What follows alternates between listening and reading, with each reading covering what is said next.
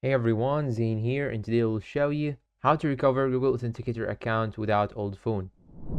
Now the first thing that you should do is to simply go and open Gmail on your phone, just like so. Then go on the top right side and choose your account and click on Google Accounts right here. Then after that, here you will find your email just like so. Now you'll have to go to security. Then scroll down till you find here two-factor authentication or authentication option. And if you have previously got Google Authenticator on your Google account, you would be able to see it over here. Just simply select it. After that, you would be able to find the option of change Google Authenticator account.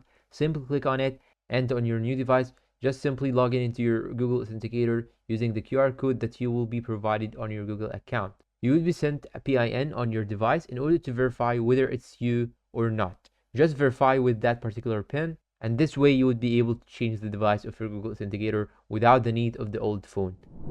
And that's all for today's video. If you find it helpful, please don't forget to support us with like, subscribe, comment, share. Thanks for watching and see you in a new video.